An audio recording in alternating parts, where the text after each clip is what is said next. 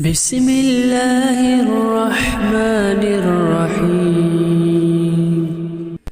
لقد صدق الله رسوله الرؤيا بالحق لتدخلن المسجد الحرام إن شاء الله آمنين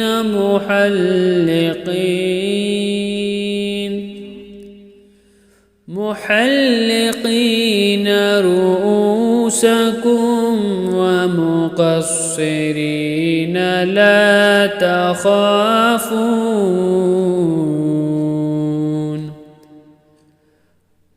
فعلم ما لم تعلموا فجعل من دون ذلك فتحا قريبا.